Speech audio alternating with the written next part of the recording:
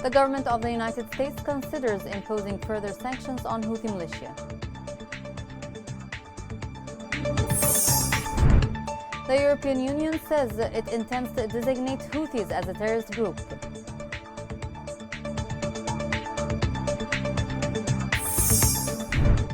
A recent Human Rights Watch report describes victims of Yemen war as being beyond headlines.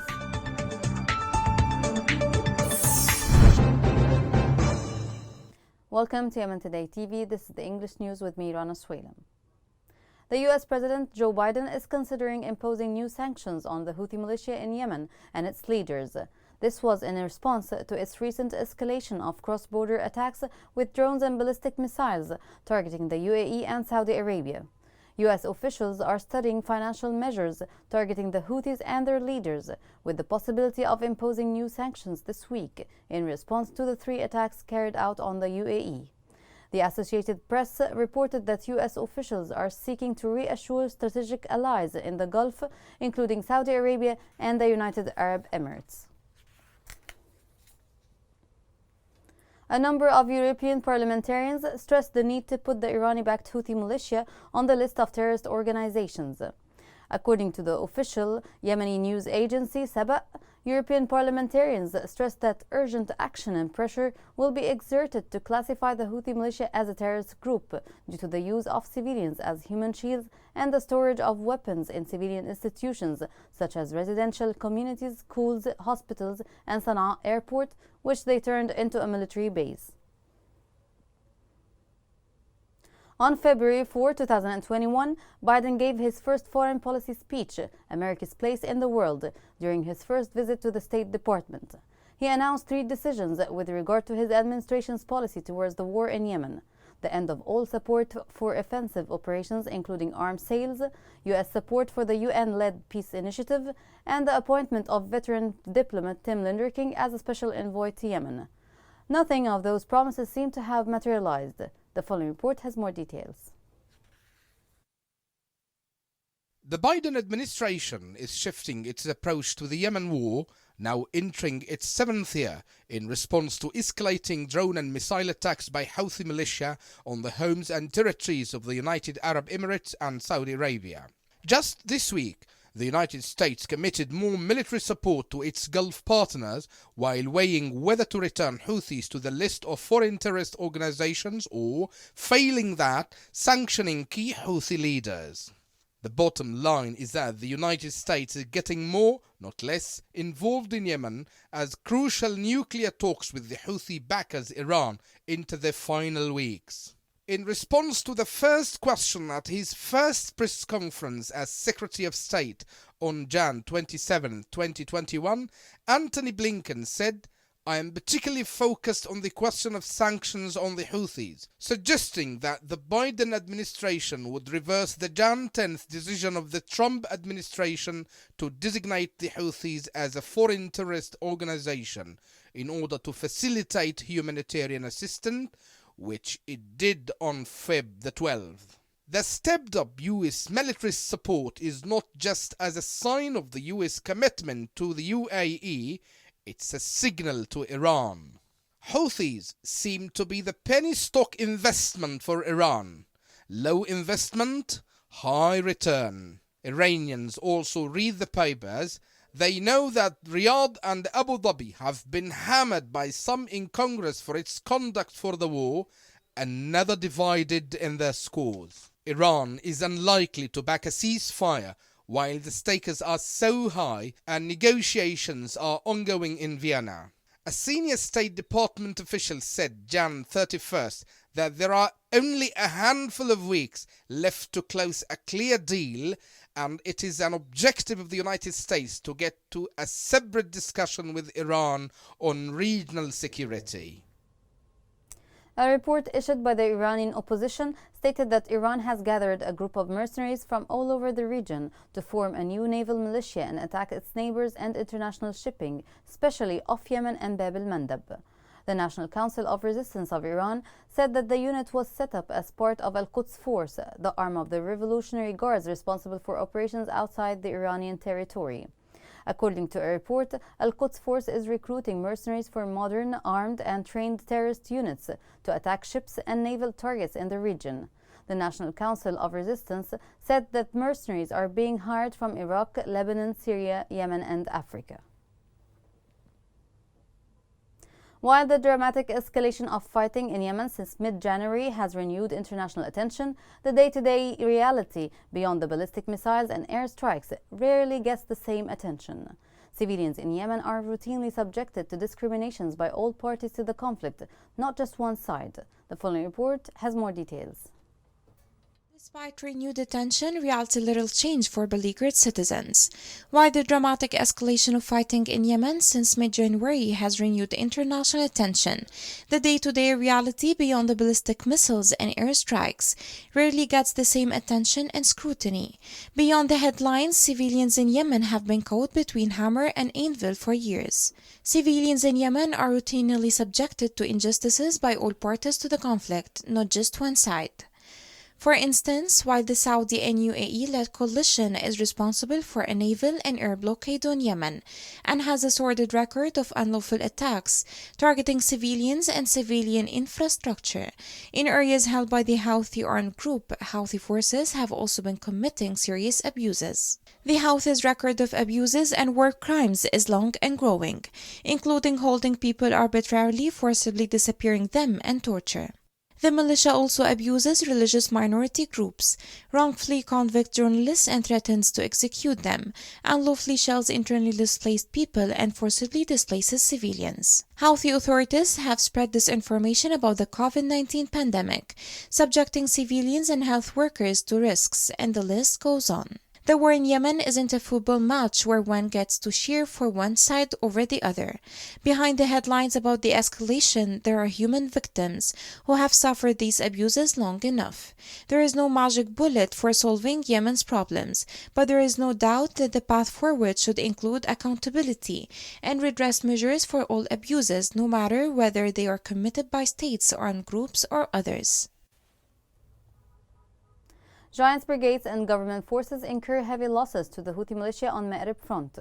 On Wednesday, the Giants brigades and government forces backed by tribesmen made new field advances on the fighting fronts in the south of Ma'rib. The Ministry of Defense website quoted a field source saying that the government forces launched a large-scale attack on the Houthi militia sites in the vicinity of Rish training camp east of Al-Juba district. During the attack, the government forces managed to regain control of a number of sites after the militia members were defeated and fled in masses. The Houthi militia targeted a camp for the displaced in Hajjah Governorate. A military source said that the Houthi militia bombed with a missile a camp for the displaced in the isolation of Bani Fadil, north of Hayran, without causing any casualties. This comes after the Houthi militia received painful blows from the coalition fighters for 2 days in a row, as it carried out airstrikes targeting Houthi fortifications north of Al-Jarr farms in Abs district and control centers in Harad city. Al-Tuhaita district witnessed another catastrophe as a landmine left by the Houthi militia tore the bodies of 2 children from a family 6 days after a similar catastrophe in which 2 brothers were killed.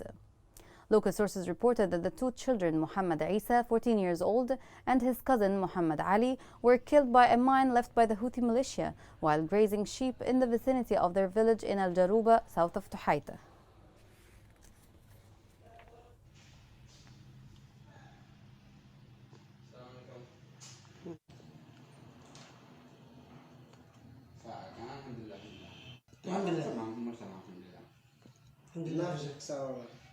أول ما خرجت من بيت نمشي من سقينا ساعات وكنا نلعب به أبينا في نار القرح.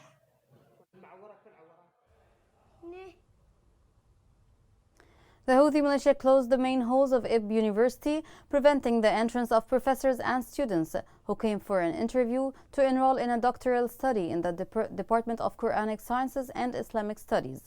Student sources stated that the faculty of Ib University was forced to conduct interviews inside a hangar, while the private halls for these events became open only to the activities of the sectarian Houthi militia. According to the sources, this is not the first time, and it will not be the last. What the university is subjected to in terms of tampering and abuse exceeds all expectations, in addition to the living situation that the faculty staff is going through. In Ib, the Houthi militia imposes repeated taxes on farmers and beekeepers in Al-Nadra district.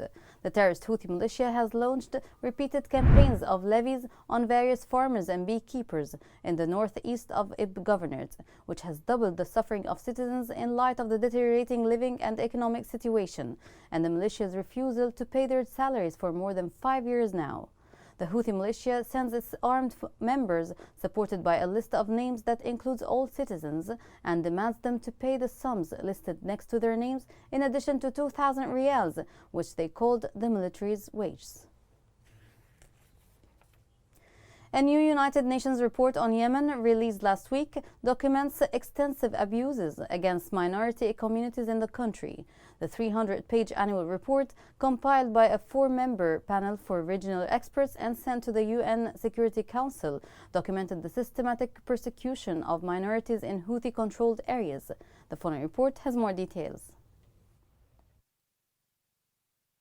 A new United Nations report on Yemen released last week documents extensive abuses against minority communities in the country, the procurement of weapons from Europe and Asia by Houthi rebel forces, and the use of thousands of child soldiers in parts of the war-torn country. The 300-page annual report, compiled by a 4-member panel of regional experts and sent to the UN Security Council, documented the systematic persecution of Jews in Houthi-controlled areas, finding that most of Jewish population left Yemen after several years of persecution. The report also acknowledged 7 Jewish individuals still in Yemen, including one who remains detained despite an order to release him issued in July 2019, referring to Levi Marhabi, who has been imprisoned by Houthi rebels since 2016. Marhabi was arrested for his role in allegedly smuggling an artifact out of the country after he assisted a group of Yemeni Jews who brought an 800-year-old Torah to Israel.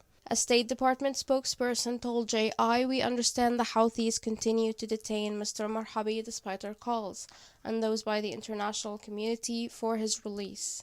In addition to raising concerns about the state of the country's fledgling Jewish community, the report cites instances of religious persecution against Christians and members of the Baha'i community. The report's authors also drew attention to Houthi efforts to recruit children as soldiers in battle against the country's Saudi-backed government, alleging that more than 2,000 child soldiers have been killed in the conflict. The report also found that the Houthis employed a complex network of intermediaries to obtain weapons from across Europe and Asia. Houthi forces have launched attacks against Saudi Arabia and more recently the United Arab Emirates. It is quite obvious that Houthis, backed by Iran, intend to drag the war beyond Yemen's borders. This makes Houthis a real threat, not only to Yemen, but to the entire world. Coming next. As the war enters its 7th year, Yemeni women continue to bear the brunt of the conflict.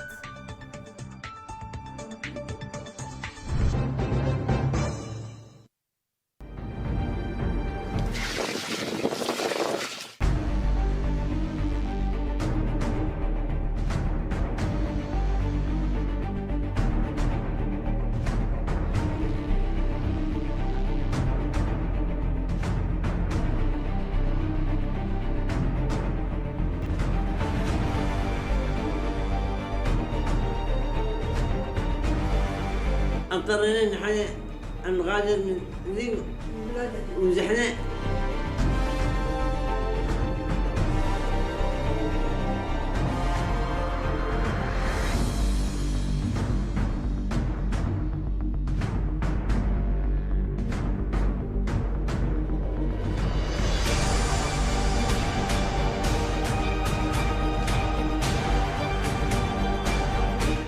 الله يستنقذكم يا محويتني، الله يستنقذ.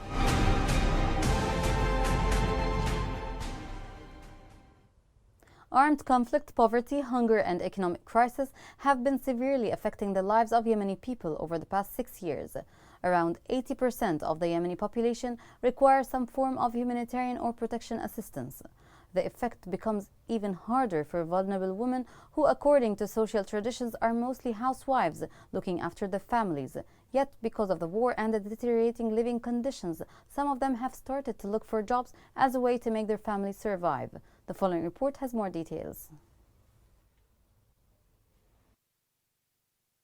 The conflict-driven economic collapse in Yemen has devastated Yemen's labor market, and it made women work harder, especially after the conflict. More women lost their jobs, while women-owned businesses were more vulnerable to closing them. However, during the conflict, women have started new projects, often home-based businesses, or entered professions like waitressing or retail. The conflict in Yemen that started in 2015 had already created economic hardships, but despite this, Nouriya is a Yemeni woman who supported her family by selling traditional Yemeni food in front of a local school in Al-Hudaydah. Selling pastries is how she makes enough money to put food on the table for her children. Nouriya said she started to suffer from rising prices, and that it was difficult to pay rent and meet the daily expenses, not to mention the medicines she needed for her and her children. The World Bank estimates that women are shouldering the burden in terms of worsening poverty rates. Yet, Yemeni women persevere to find new ways to support their families by starting their own small businesses in food, handcraft, and hairdressing. Women who found success in their new trades like Nouriya felt empowered. However, the emergence of COVID-19 pandemic has cut short their success, and with it hopes of better lives. Many small businesses have closed, and the closure of schools has increased the burden of care for mothers. But still, many Yemeni women were able to work hard to survive and create their own opportunities during the war. All Yemeni women need is support, and they need peace in their country to feel safe. The security campaign in Taiz closed 42 violating and unlicensed companies and exchange shops. The Director of Public Funds Investigations said that the campaign continues to take legal measures to close all unlicensed exchange companies and to arrest the exchange rate manipulators and refer them to the competent authorities. The Office of Industry and Commerce in Me'erb implemented a control campaign. This campaign included monitoring prices, finished materials, poor storage, commercial records, and non-disclosure of goods. The office said that the campaign seized 10 violating commercial and service stores that manipulated prices, specifications, and standards. The Yemeni population has been suffering a terrible war for 7 years that has plunged the country into the most serious humanitarian crisis in the world, according to the United Nations. Armed conflict always has a negative effect on the economy, and Yemen is no exception. Yemen is not only suffering from a military confrontation, but is also witnessing a trade war between the actors involved. This report has more details. In the midst of a devastated economy, the Houthi rebels set up black market in Sana'a and other areas under their control. Everything is being sold above its real value. This includes food and oil byproducts at exorbitant prices, exploiting the dire situation of the population. According to a report, it's among the militia's objectives to control the supply of foodstuffs and other provisions as they attempt to maintain their hold on Sana'a, which they occupied September 2014. Traders and key suppliers of goods were coerced in complying with Houthis' demands. Through suppressive tactics, Houthis were able to control the market in Sana'a to tap basic needs of citizens according to their interests and the interests of their allies. The difficult humanitarian and economic situation in Yemen has been exacerbated in light of the continuing increase in prices of essential items and a serious shortage of petroleum products. The number of those living in poverty has increased by as much as 81%, according to reports. The black market in Sana'a is a weapon Houthis are using against the people of the capital. In spite of an abundance of domestic gas and oil, the rebels' black market is selling these products at a price exceeding the original prices. This forces people to resort to using wood as an alternative to domestic gas. Houthi rebels have worked to expand the black markets in Sana'a as the large returns help funding their illegitimate cause. Humanitarian food aid in addition is used by the rebels for their benefit. This aid that is meant for starving Yemenis are being sold on the black market, as the United Nations noted before. The World Food Programme in early reports said it uncovered the black market scam in the capital Sana'a in association with at least one local partner association tasked with handling and distributing food assistance to civilians. The WFP amounted this conduct to a stealing of food from the mouths of the hungry people at a time when children are dying in Yemen because they haven't enough food to eat. The United Nations FAO organization decided to suspend work in its offices in the Yemeni capital Sana'a due to the huge increase in cases of COVID-19 infection. The organization asked its local and international employees to submit a request to work remotely within 3 days. Medical sources reported that the coronavirus continues to spread widely in the areas under the control of the Houthi militia, and that deaths are in hundreds in light of the militia ignorance towards the epidemic, not allowing the distribution of the vaccine and abandoning the means of protection, including the dismantling of isolation centers. Here's a reminder of the main headlines. The government of the United States considers imposing further sanctions on Houthi militia. The European Union says it intends to designate Houthis as a terrorist group.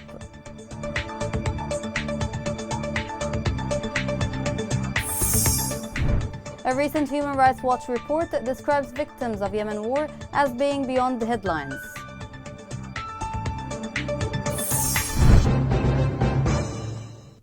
This is the end of the news. For more, follow us on Facebook, Twitter, and YouTube at Yemen Today English. Thank you for watching. Have a great day.